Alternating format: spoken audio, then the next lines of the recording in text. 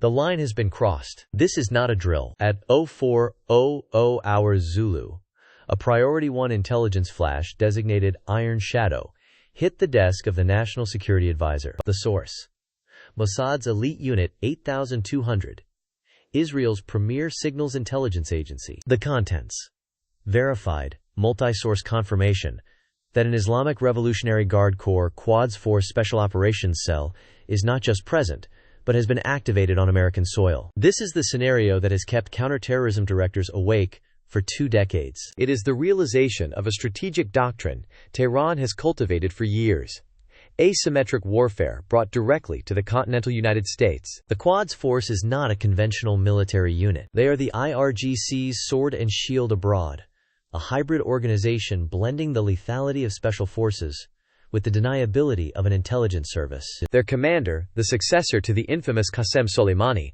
answers only to the supreme leader. Their mandate is absolute: to export the revolution and prosecute Iran's shadow war against its adversaries, chief among them, the United States. For years, the FBI's counterterrorism division has tracked and neutralized isolated sympathizers and low-level financing networks. But this is different. This is a Tier 1 asset, a sleeper cell, meticulously embedded, patient, and professionally trained, now given the go order. The intelligence from our Israeli allies was not ambiguous. It was derived from a high-risk human intelligence source deep within the IRGC's command and control apparatus, corroborated by intercepted signals from a clandestine communications hub in Damascus. The initial Iron Shadow communique was sparse but terrifyingly clear. It identified the cell by its internal designation: Shahed-e-Shar, the city's martyr. It confirmed their operational status had shifted from dormant to active, imminent. What it did not contain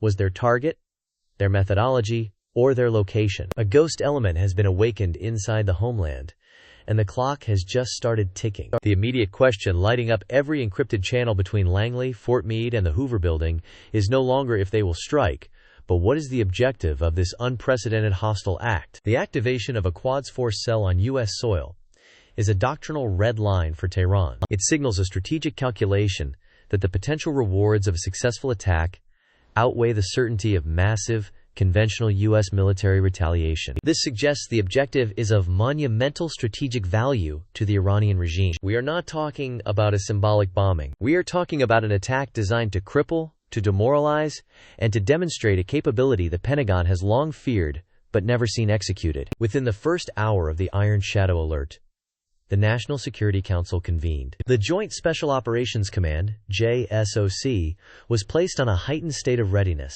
But this is not a battlefield for SEAL Team 6 or Delta Force, not yet. The primary responsibility for interdicting this threat falls to domestic law enforcement, specifically the FBI's Hostage Rescue Team and a constellation of Joint Terrorism Task Forces, or JTTFs, across the nation. These JTTFs are the nerve centers of domestic intelligence, fusing federal agents from the FBI, DEA, and ATF with state and local police. They are the ground-level hunters. Right now, every JTTF in every major metropolitan area is running down a tsunami of data, re-examining old cases, and activating every confidential informant in their network. They are searching for a whisper, a digital ghost, any sign of the city's martyr cell. The problem is, these Quds Force operatives are trained by the best. They are masters of tradecraft, living under deep cover, often for years, with meticulously crafted identities. They do not use standard communication methods. They do not associate with known radicals.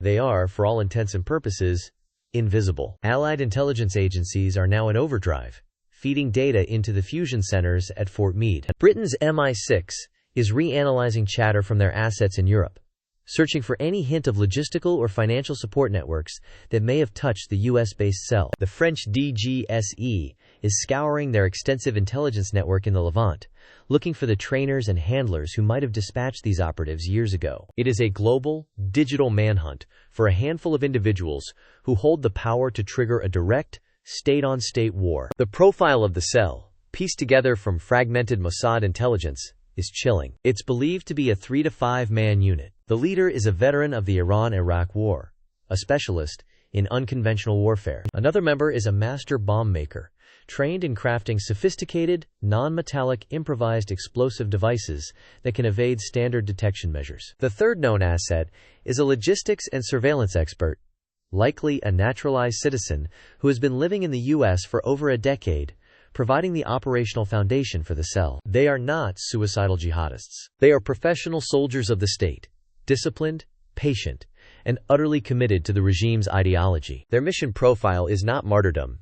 It is mission success and exfiltration. They plan to strike and vanish, leaving chaos in their wake and providing Tehran with just enough plausible deniability to complicate the U.S. response. The initial analysis from the CIA's Iran Mission Center suggests the target is not a high-profile political figure or a symbolic landmark like the Statue of Liberty. Assassinations and bombings are crude instruments. The Quds Force practices a more sophisticated form of warfare. The target, Langley assesses with 70% confidence, is a piece of critical national infrastructure. The implications are staggering. A successful attack on the U.S. power grid, a major port, a natural gas pipeline, or a telecommunications nexus would not just result in casualties. It would cause cascading failures across our economy and society. It is an act of strategic warfare disguised as terrorism. It is designed to demonstrate that American military might is irrelevant if a handful of operatives can shut down a major city from within. This realization has shifted the entire operational focus of the multi-agency task force. They are no longer just hunting for men. They are hunting for a target. The NSA is now deploying its most sensitive and legally controversial surveillance programs, targeting any and all communications that fit the linguistic and geographic profile of the potential threat. The digital dragnet is vast, sifting through petabytes of data for a keyword, a phone number, a single data point that could lead them to the cell. Every federal agency with a stake in national security is now part of this silent war. The Department of Energy is running threat assessments on its nuclear facilities and power distribution hubs. The Transportation Security Administration is implementing enhanced, but non-public, screening protocols at ports and rail yards. The pressure on the intelligence community is immense. Every hour that passes is another hour the city's martyr cell has to finalize its preparations. The psychological tension within the command centers is palpable. They are fighting an enemy that has made no demands, issued no threats, and offered no warning. It is a proactive hunt based on a single, high-confidence intelligence source, an intangible threat that could materialize into a national catastrophe at any second. The White House has made a critical decision. There will be no public alert. A nationwide panic would be counterproductive, potentially causing more chaos than the attack itself, and tipping off the cell that they are being hunted. America will sleep soundly tonight, unaware that its guardians are engaged in the most critical domestic counter-terror operation since 9/11. Then, a breakthrough. A secondary piece of intelligence, this time from a joint CIA-MI6 HUMINT source operating in Beirut, provides a crucial puzzle piece. The source, who has proven reliable in the past, reports on overheard chatter from a known Hezbollah logistics officer. The officer was boasting about an upcoming day of darkness for the great Satan. Critically, he mentioned a specific technical term: SCADA system vulnerability. SCADA, supervisory control and data acquisition, is the nervous system of modern industrial society. These are the computer systems that control everything from water treatment plants and electrical grids to traffic lights and gas pipelines. A successful cyber attack on a SCADA system, combined with a physical assault, is a force multiplier. It could turn a localized explosion into a regional blackout, a contained chemical leak into an environmental disaster. This isn't just a bombing. It's a synchronized, hybrid attack. This intelligence fundamentally changes the threat matrix. The FBI's cyber division is now working hand in glove with the HRT. They are not just looking for bomb-making materials. They are hunting for malicious code. The mention of SCADA systems, combined with NSA geolocation analysis of burner phone activity flagged in the initial Mossad intercept, allows the task force to narrow the potential target zone. The data points to a concentration of activity along the eastern seaboard, specifically the heavily populated and infrastructure-dense corridor between Washington, D.C. and New York City. This region contains multiple high-value targets: the Port of Newark, the Indian Point Energy Center, and one of the largest internet exchange points in the world, located in Northern Virginia. The manhunt has now become geographically focused. FBI field offices in Philadelphia, New York, and Washington are at full operational tempo. Tactical teams are being pre-positioned at discrete locations. Covert surveillance units are deployed to monitor critical infrastructure sites. The objective is to create a net so tight that the cell cannot move or communicate without tripping a wire. The strategy is high risk. A premature move could tip their hand and cause the cell to go to ground or, worse, accelerate their attack timeline. The commanders in charge of Operation Iron Shadow are walking a razor's edge. At 2100 hours Zulu, the NSA intercepts a burst communication, a short, heavily encrypted data package, from a satellite phone in a rural area of Pennsylvania, just west of the primary search zone. The signal lasts for less than 2 seconds. But it's enough. The NSA's top cryptanalysts at Fort Meade descend on the signal. Using quantum computing resources, they begin a brute force attack on the encryption. The entire intelligence apparatus holds its breath. This could be the final communication, the go code for the attack. Minutes feel like hours. The decryption is successful. It's not a long message. It contains just 2 words and a set of coordinates. The coordinates point to a water treatment facility that supplies a major metropolitan area. The 2 words are a chillingly simple command in Farsi: quench the light. The hunt is no longer a search.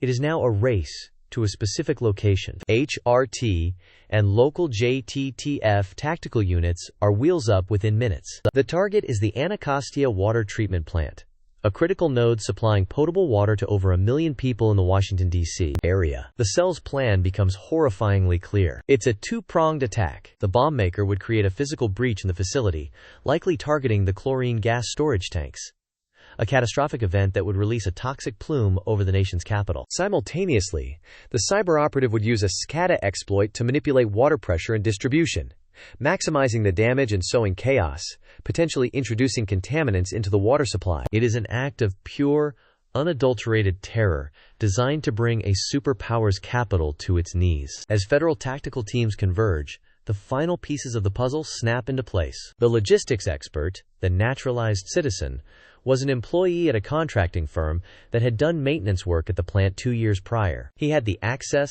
the schematics, and the inside knowledge. The cell had been hiding in plain sight, using their deep cover to meticulously plan an attack that would be both physically devastating and psychologically shattering. They weren't just attacking a building.